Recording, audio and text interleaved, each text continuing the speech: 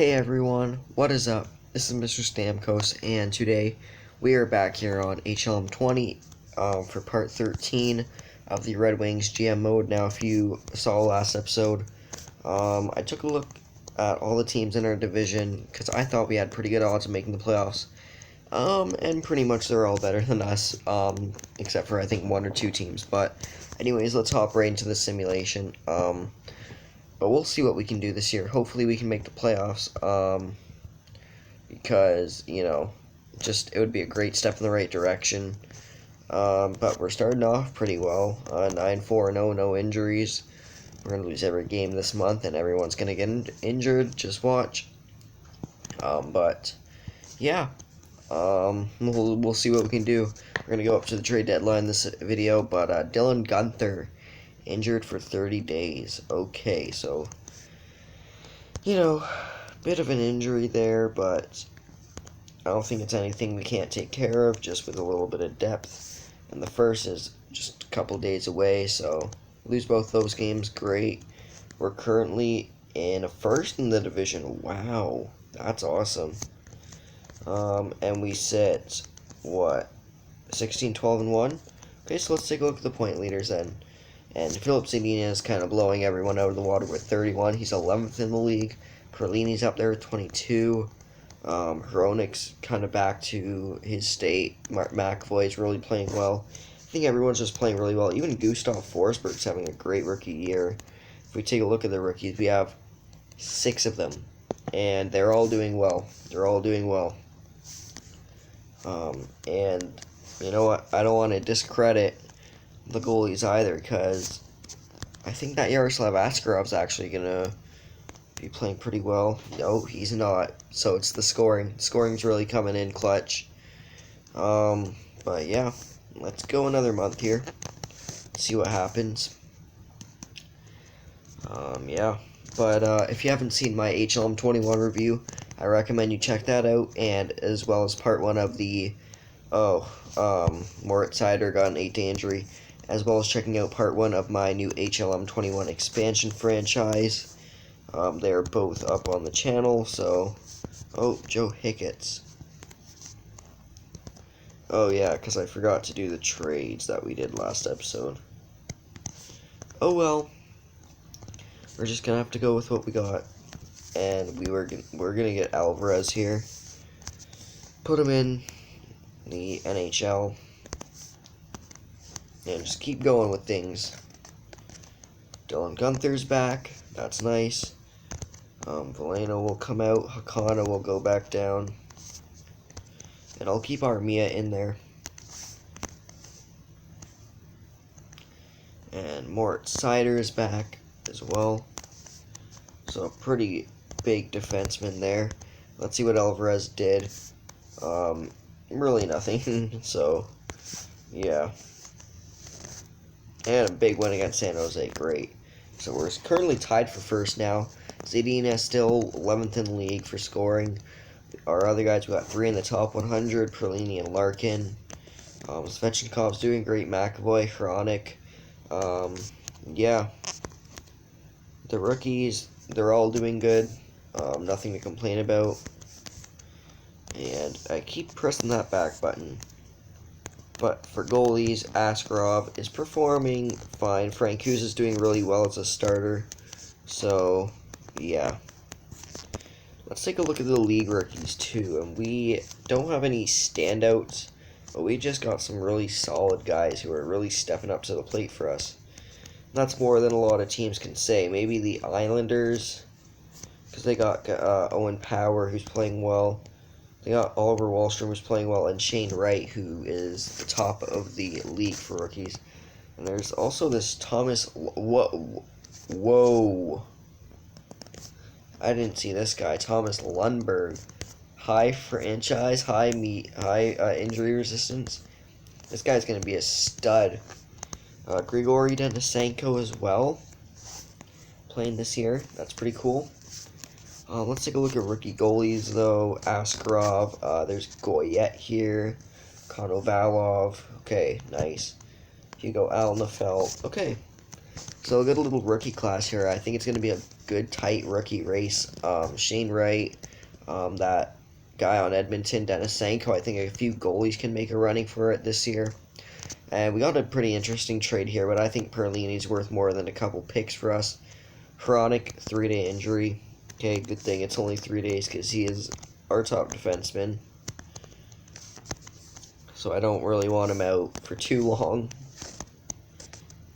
Okay, but we get a good 6-3 win against Montreal. The guys really pull it together.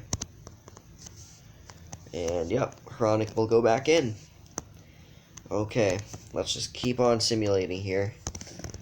And Dylan Gunther back out for 10 days. Ugh, that is rough. That's rough. I don't know if Dylan Gunther has low injury resistance, but he may get that after this season where he's already been injured for 40 days. So, you know, not really great, but he's back after a few games. So, he will come back in. We're kind of on a bit of a bad stretch here. We get a good win against Minnesota. But this is the All-Star break. And we go to the first against the Rangers. And we get a 2-0 loss there. But we've fallen down to third, but we're still pretty good in terms of standings. We're still 9 points ahead of anyone else in our division, and we're only 3 points behind Montreal for second. So it's definitely possible that we get back up there, but let's just take a look at the points. Zadina, Perlini, Larkin, and Svechnikov now all in the top 100. Zadina in the top 31. And yeah, a lot of our guys are really just stepping up. Like, you know, Hronik's having an okay season. McAvoy's having a better season, I say. But yeah, really, Dylan Gunther has been injured a lot. Goalies, Askarov is kind of flopping back and forth, I'd say. Let's take a look at the rookies here. Shane. Oh no, it's Lundberg. Oh, please don't say you froze. Okay, good. I'm actually going to save right here because I'm scared that it's going to crash on me. And I thought it did there, so yeah.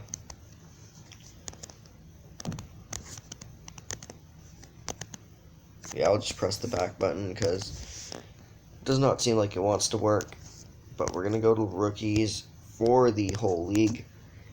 And, yeah, Lundberg, he has a lot more games played, though. I think Shane Wright might be injured, but Klim Kostin, Grigory Denisenko, Rasmus Kupari, all these guys are here. Look at this awesome rookie class. Jeez, it is stacked. There are so many good rookies here. And if we take a look at the goalies, Askarov in there, probably the #1 choice. I mean, you could argue Igor Konovalov for Edmonton. He was a good 81 overall at 24, but, yeah, I don't really know. I don't know. But, yeah, we're going to head up to the trade deadline now, and we're going to just take a look at the team, see if there's any moves we need to make, and then that will end the video. You know, just how we like to do things. But a good 5 or 6 game winning streak there. That's going to be pretty important, but we're getting some big losses here. Okay, a couple wins. And you know what? Let's just do a play-by-play against Ottawa here. Why not? We're going to do 2-time simulation. And Robbie Fabry gets his 19th of the year. Ottawa's a pretty good team this year, too. Hiroshi with his 14th. Svechnikov with already a couple of assists. Hronik gets a goal here, his 8th. And it's going to be 3-0 going into the third. As long as Askarov can hold on, we should win this game. And going down to 2, yeah, we take this one. 3-0, so a good play, good game by Askarov. And that's going to be it. That's going to be all the simulating we do, but 36, 25, and 6. Pretty good season so far.